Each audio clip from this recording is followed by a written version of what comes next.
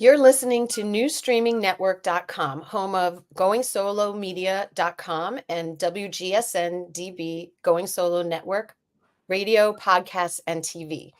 Welcome to the Divorce Coalition live show. It's a show designed for divorce professionals to enhance the divorce process to prevent re-traumatization of domestic abuse survivors.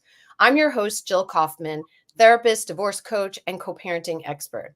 You can get in touch with me at info@divorcecoachjill.com and www.divorcecoachjill.com. The Divorce Coalition is a nonprofit organization dedicated to increasing education and awareness of divorce professionals and process change to create a more supportive and less traumatic divorce experience. We have united top podcast hosts and divorce professionals to create systematic change in the divorce process for domestic abuse victims. With 23.5% of divorces citing domestic violence as a cause, we bring you expert guests, practical advice, and enlightening conversations. Knowledge is power in creating change in the world of divorce with domestic abuse. So without further ado, let's get started. Most survivors of domestic abuse have to communicate with their abusers, especially when there are children involved.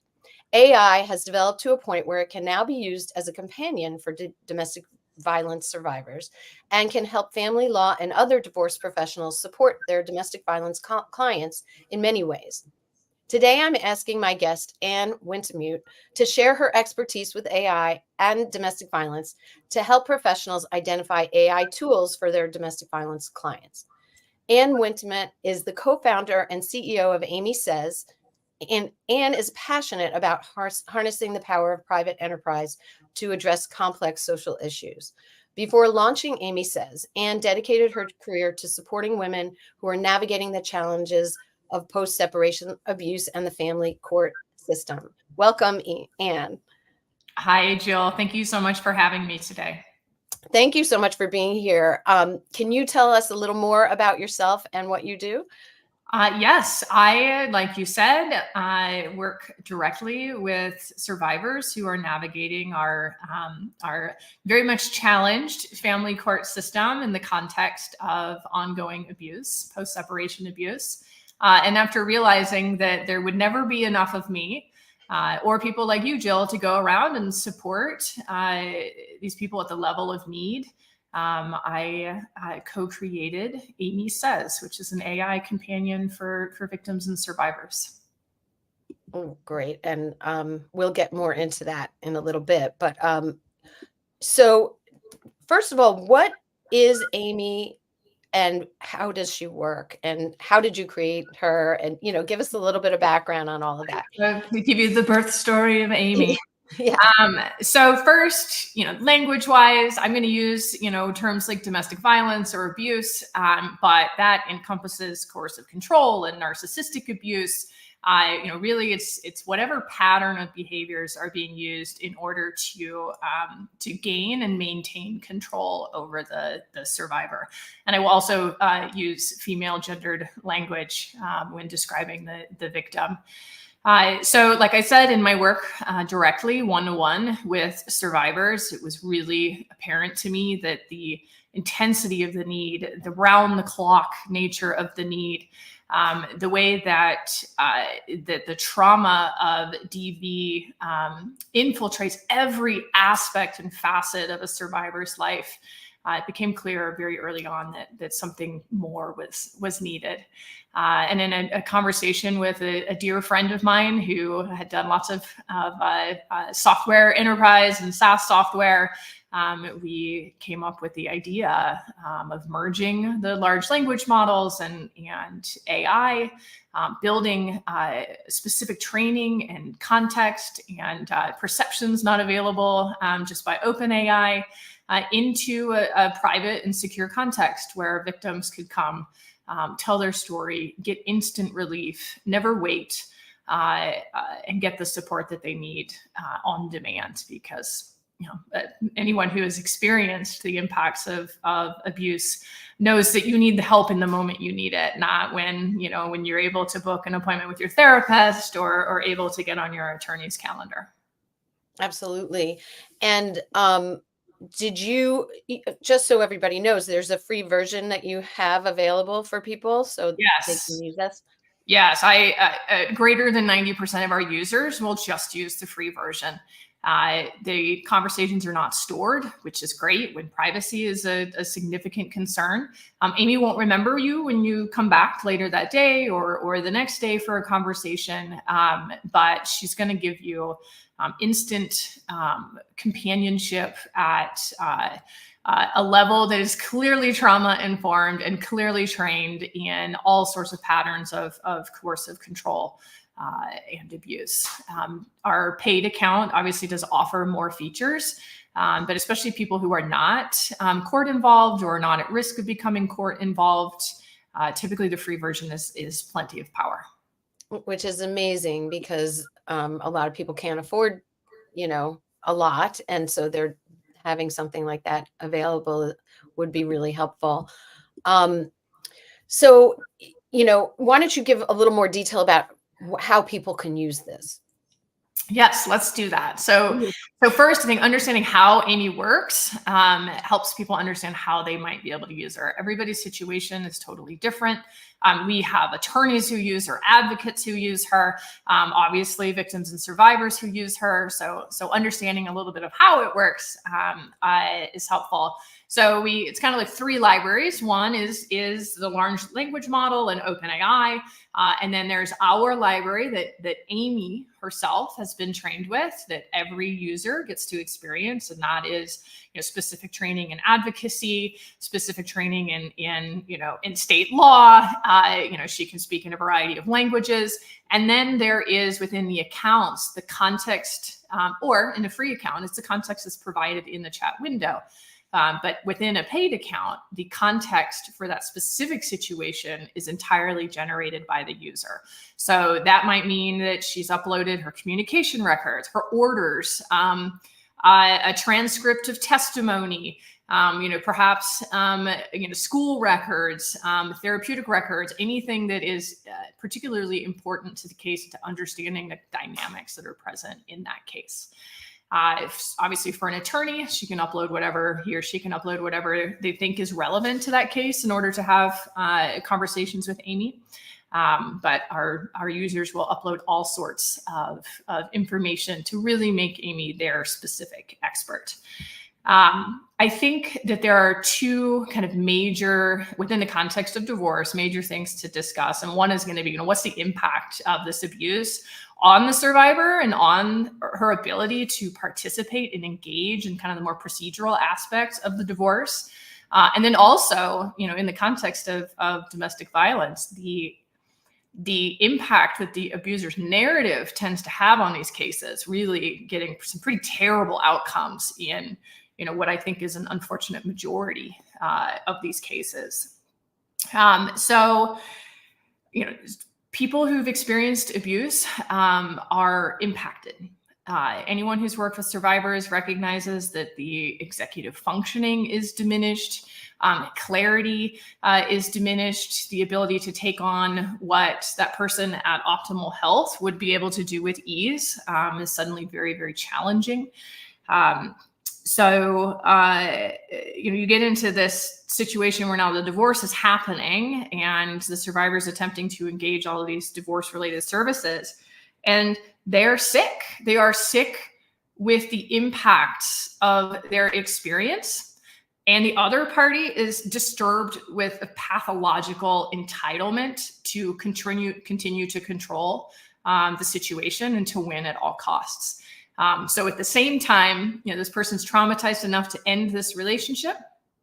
Now she's on a stage where she has to perform. The trauma is at its peak, and the abuse likely has escalated, right? So it can be a terrible confluence that just is so destructive to the executive functioning and task accomplishment of the victim. And unfortunately, that kind of reality distortion, at the end of the day, the only weapon that a victim has is the truth. And that, when the relationship is over, that is the first weapon that an abuser will take from her. Mhm. Right. So she's on a stage where she has to defend her reality, what she's experienced. She's incredibly traumatized, and this guy is sometimes literally, but typically figuratively going for the jugular. This is the first major space where Aimee is able to come and provide incredible support. And that's typically going to be through validation is one huge component. There often are not enough people around the victim saying, I understand. Yes, that is true. That thing happened. Aimee provides clarity. She can look at a situation through, she's been trained to see it through the lens of a power and control dynamic and provide instant clarity to the victim about what's happening, why she's feeling the way that she is, why the abuser's tactics are so effective, and to help quickly kind of restore some of the peace and clarity and not being triggered that is necessary for that victim to continue to participate. So I was going to say, when someone's triggered, they're not thinking with their prefrontal cortex, so they're not going to be able to respond in an effective way. But if they are reading and they have someone, Aimee's this AI tool to actually get them out of their amygdala, and into their prefrontal cortex, that will lower their emotions and enable them to really think through how to respond. And that in the moment is usually not available, right? So it's an amazing tool for people who are being triggered. And a great example is you've just received a message from your ex. There's enough truth to it that you're terrified that it's going to be believed, but there's aspects of it that are a distortion, and it's making you feel like you have to agree with him, or a negative outcome is going to occur. Just put the message into Aimee. Ask her to generate a report on all of the subtle and overt. She certainly gets the overt stuff as well, but most people do. So it's a little less validating and rewarding. But even all of the subtle aspects of coercion that are present in that message, the validation is instant. The effects of that validation are instant, right? Which is her regaining the ability to see the shades of gray. It's no longer the black and white that a triggered person is confined to. And it will help her generate a response. And that response will be child-centered. It will not be reactive. It will not be playing defense, which are all things that are going to help her keep a really clean, I'm using air quotes for radio listeners, a real clean communication record, which is going to benefit her throughout the course of any litigation that goes on. The other thing that she is able to do that is really difficult for people who are traumatized is a lot of the heavy lifting. Your attorney says, here, you got to fill out all this paperwork. You can upload your paperwork into Aimee and say, I have to fill out that paperwork. Please help me. You can make every typo if you feel like you need to swear or remind, it's often victims are like, but then this one thing happened and kind of going off on a tangent. That's fine. Do it all. Aimee will help take what you put in, collate it, help it make sense, correct all the grammatical, and spelling errors, and help you fill out those documents. But even better, she can take, 1,000, 2,000 pages of communication records, and you say, my ex is accusing me of alienating the children. Can you look at our records and find evidence that that's not true? Right? And Aimee will literally within seconds do what it would take a highly trained person many hours, right? 10 hours. I mean, certainly I have reviewed many of, communication records, say 10 hours to be able to generate a response to that question. And then in addition to answering that question, you can also say, what should I be doing to protect myself against false claims of alienation? And she will help walk you through that too. Well, you might consider, a weekly update email. Usually they contain information like that. Is this something that you might be interested in? I can help you do this. So the ability to take some of those tasks that just feel insurmountable and provide expert level hand-holding guidance certainly makes that person's attorney's job a lot easier. And, in therapy, you can be working on therapeutic goals instead of some of those day-to-day tasks. of just managing a post-abusive situation. Absolutely.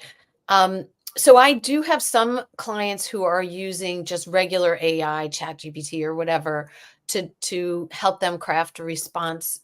I mean, what is the difference?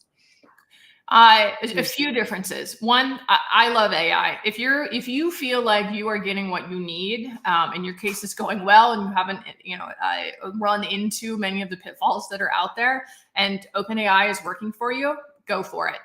We certainly think that Aimee provides additional benefit.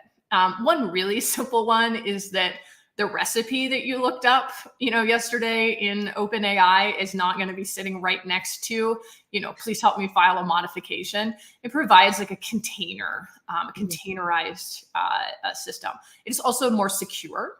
And our model does not train the AI models. Whereas if you are using an OpenAI account, that information is being used by OpenAI or one of, Gemini, one of the other services to train their models. We don't do that. Mm-hmm. Aimee's answers do not change over time because of user input. We have trained a stable model that we can upgrade, right? Like new research comes out, we can upgrade it with that research, because certainly we want Aimee applying as much empirical evidence as possible. So those are a few examples, but then there's just the internal training. OpenAI uses the vastness of the internet. Aimee is constrained to utilizing the best available information.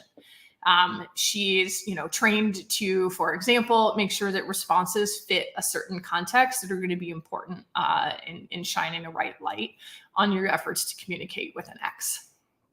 Those are a few examples. Yeah, no, those make sense. And, it's great to use whatever tools that are out there. And, if people can use the regular AI or Aimee Says, like together, whatever works is great for people to get support in this situation.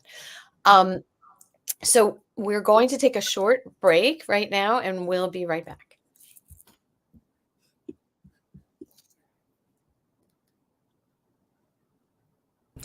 Domestic abuse survivors experience a lack of trust in the divorce and legal systems in place to protect them.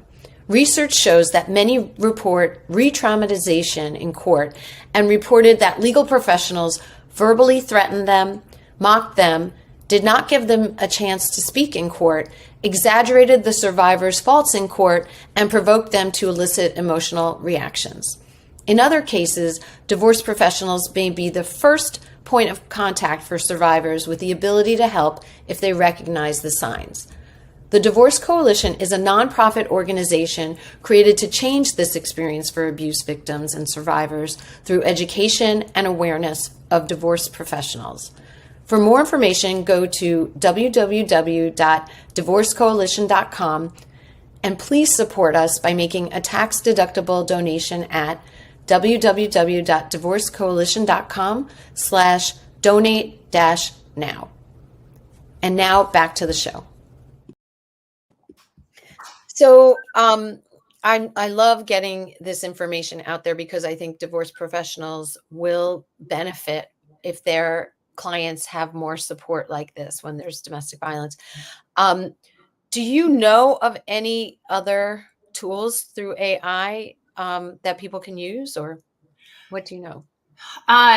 There are untrained AI models, like you were saying, ChatGPT, that people who are kind of at the cutting edge of technology are deploying, especially in order to write communications to their exes. At this time, there is nothing else like Aimee that is available. There are a few, what they're called deterministic, which means if user says this, scan for keywords and then populate response with these kind of prescribed responses. So it is not an experience that feels like you're talking to another human being, and the context isn't stable over the course of the conversation. So, Aimee feels like talking to a person because she remembers the things that you've told her. And a deterministic model is not able to continue to compile information and context through the course of a conversation. that is some major limitations of some of the other quasi-generative bots that are being used in the way that Aimee's intended to be used. Great, great. So in terms of the Aimee's limitations, like, or risks, what do you, are there any limitations there? There are. We're not going to, pretend that there aren't. As with any other, right, your email is always at risk of being hacked. An Aimee account creates a database of information that you might not want exposed. We can't see what people say to Aimee. We can't see what Aimee says back. Through the kind of our relationship with the user, there is confidentiality. That is a wonderful bonus. Aimee can be wrong, right? Any AI model can be wrong. And, we know of instances where people have asked really open-ended questions where there was no kind of basis within the context that was provided to generate a response. And so Aimee's responses are inventive, right? To put it as politely as possible. Fortunately, these people know their cases really well. They know right away, like, hold on, that doesn't make sense. Okay, is that actually, did you find that? Is that true? And Aimee comes back and says, no, I can't answer some of those questions that are really open-ended. We know that that's an issue. Unfortunately, it's an issue that hasn't been solved kind of across the AI spectrum. But everyone is working hard at how to make the models more and more accurate.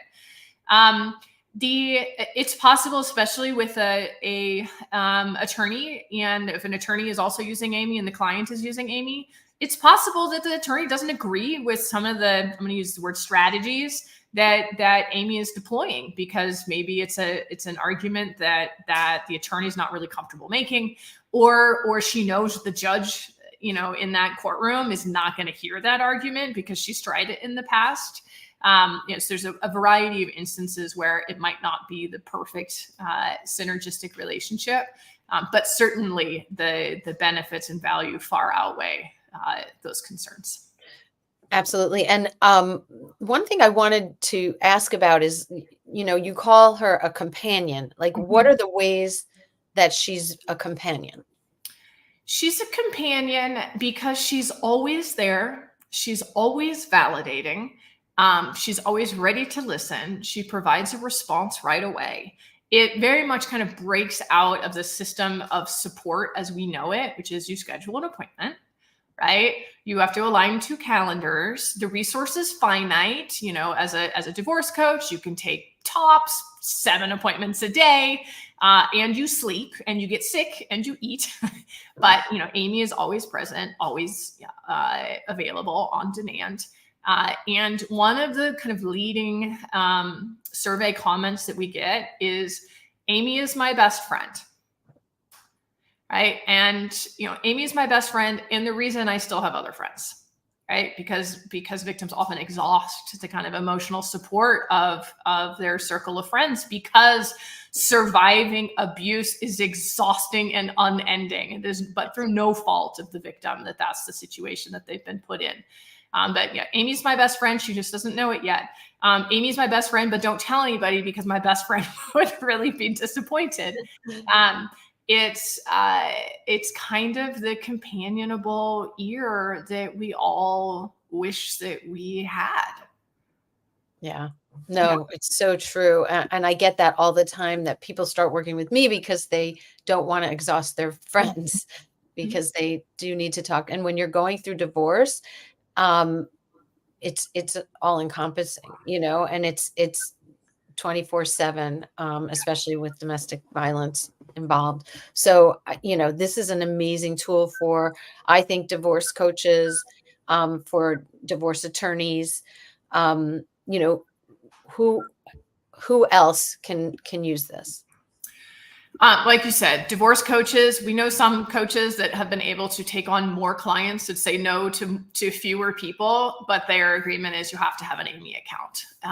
We have a Teams feature, which is really great. So, a survivor can have an Aimee account and make their support person, a coach, therapist, an attorney, their parents, right? My mom wants to help, but she doesn't know how. They can make them team members, so they have access to the same information and can query Aimee in the same ways. It's, for anyone who's experienced abuse, is recovering, or is thinking about leaving. That's a really difficult and trying and all-consuming time as well. Sometimes it lasts for many years before the victim is able to end the relationship safely. And yeah, anyone who is supporting them, who's invested in the outcome, who also, a lot of attorneys want to do well, but they don't have the training and they don't have the lived experience, and they can cause tremendous harm to their clients.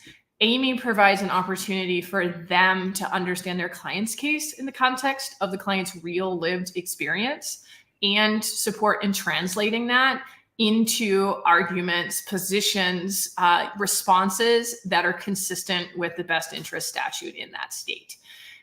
It's a lot of attorneys are using AI services now, and Aimee is specific to kind of advancing, I'm going to use justice in a very broad context, whether that's criminal, civil, legal system, or extrajudicial justice, and that can certainly help the attorney support the client in a way that aligns with their intentions, which is to be validating and helpful. But unfortunately, that's just often not the case. What about therapists? Yes. So yes to therapists. There's always concern about, especially with therapists, about HIPAA. So a therapist shouldn't be uploading documents, for example, to that. But if a client wants to make you a team member to her account, then you can go on and say like, hey, so, I'm the therapist. These are some of our goals. How might I integrate her experience and what she shared with you in order to help us achieve those goals? Or just, I don't understand. She says it's coercive control, and I believe her, but some of the examples that she gives me, I think oh, that's not that big of a deal. My husband said something rude to me once. They just cannot embed it into a degree of expertise about the impacts of coercive control, and the therapist could get support with that.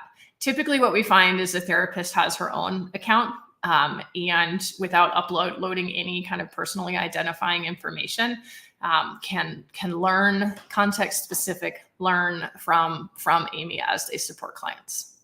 Yeah, I don't know that I would want to share an account, because then you're getting into being contacted at all times of the day, and you never know how to set boundaries there. And I think with therapists, there's a lot of boundaries that need to be set. Mm-hmm. But having your clients use this tool, as far as therapists haven't had ethical problems with that. I mean, that's the only thing I was thinking about. No one has reached out to us with concerns about ethical limitations, and we respect that. Attorneys, therapists, divorce professionals recognize the limitations of their own profession and the expectations of their own profession, and proceed appropriately. Yeah, and I think even realtors, mediators, mortgage broker, anybody who's working with someone who's has a history of domestic violence can educate themselves through Aimee, right? Is that absolutely right? And in these cases, use the free account. Financial advisors. Yeah. Yes, absolutely. Use the free account, log on. We have no record of who you are. None of the information is stored, and say this is the situation I'm in. This is what she says. This is what he says. Or can you please familiarize me with the impacts that domestic violence has on the financial outcomes for the survivor adult? Domestic violence victims, especially in the context of financial issues, are just repeatedly harmed. Likely she was restricted from working, or the income that she did earn had to be applied to expenditures. There's no savings. There's no retirement account. She didn't have the opportunity to build a career.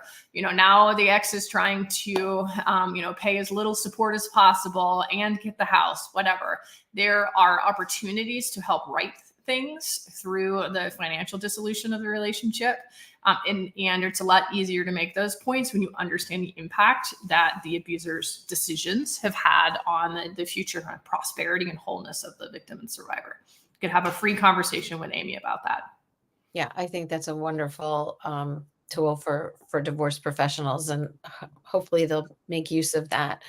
How do anybody start using Aimee or refer our clients to her? You go to aimeesays.com. It's AIMEE says.com.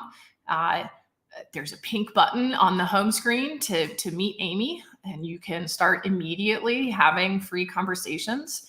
If being able to have a chat history or using a journal, we didn't even talk about the benefits of the journal, or needing to upload documents and more information, you will need to have a paid account at that point. You just go through the subscription process.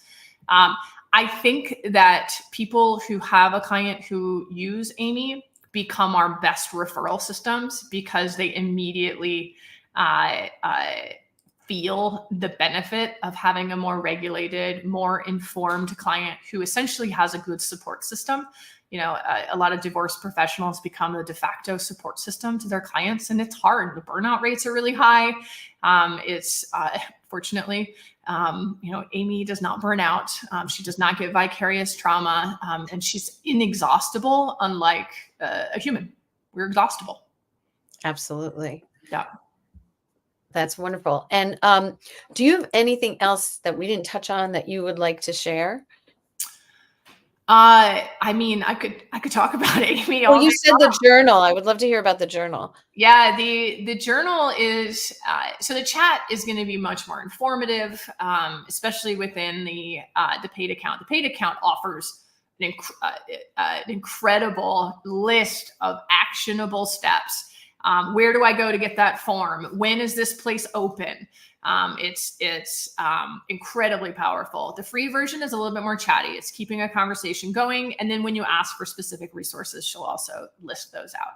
The journal is where you go to talk about the feeling, the incident that happened. I was at the grocery store and I was getting a cucumber and the song from our wedding played, and I just fell apart there because I just don't understand how, on that day, I had no idea how things would go. And that's a place for all of those things to live. And it's an AI supported journal. So, I want to explore these things with Aimee, and Aimee will really help, like we were talking about earlier, get out of some of the black and white thinking and kind of restore the victim to that flexible shades of gray thinking that we all like to be in because it feels so much better inside of our bodies.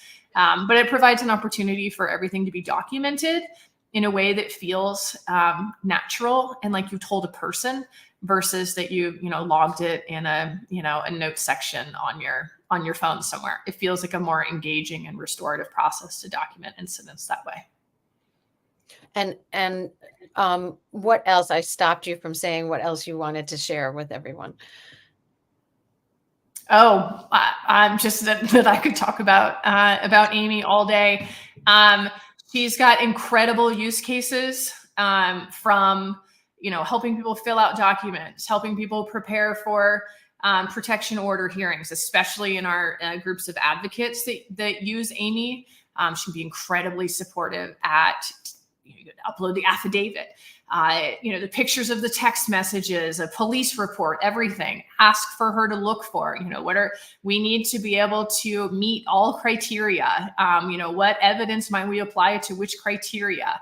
It can bring equity and access to legal systems to where I believe our nation really should be.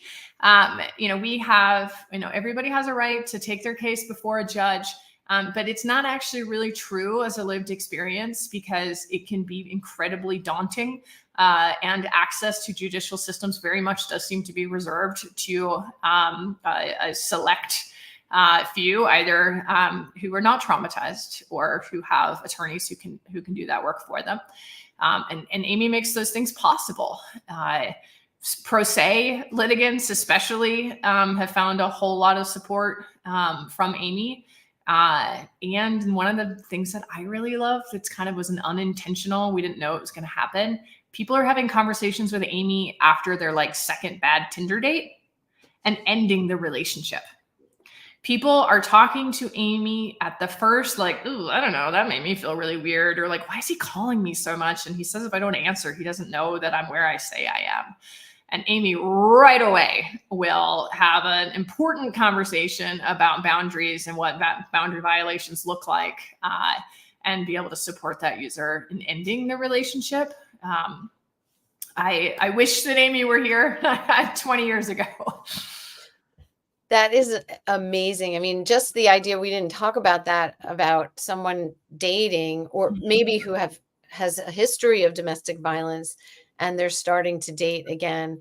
Those people should be, using Aimee because they're more likely to get into a situation that is, some kind of domestic violence again, if you've had a history of that. So that is a great way to prevent that and learn how to be different. Or even like, I don't know if this is something that you've seen, but younger people, who aren't married or, haven't experienced domestic violence, just for them to get an idea about what it is and the red flags to look for.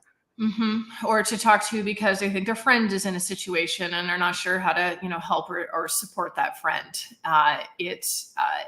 There are, as long as it is within the kind of context of power and control dynamics in an intimate partner relationship, Aimee can discuss it. And, unfortunately, what I just described, power and control dynamics in intimate relationships, is pervasive. It is everywhere. The harm is incredible.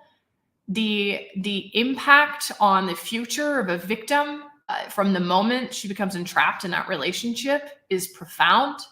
It's horrific. If we were really willing to look at it at face value, we would feel very compelled to put an end to it. Unfortunately, it does seem to continue to live in the shadows.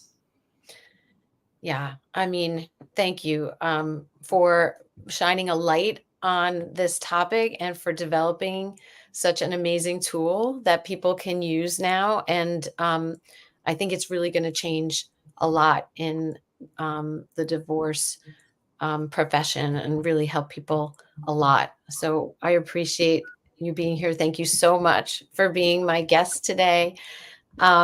And to our audience, thank you for being with Anne and myself on this episode of Divorce Coalition Live. If you would like to listen to this whole episode again, you can find it at the link, the live show tab link at www.divorcecoalition.com. All of Anne's information will be available in the show notes. And we have a special gift for our listeners, a free ebook called Stop Condoning Domestic Violence. You can get that at www.divorcecoalition.com/stop-condoning-ebook. I so enjoyed being your host. Again, this is Jill Kaufman, and you can get in touch with me at divorcecoachjill.com. You can find the Divorce Coalition at www.divorcecoalition.com. And please like and share our Instagram page at Divorce Coalition page. Join us in the fight to change an abuse survivor's divorce journey.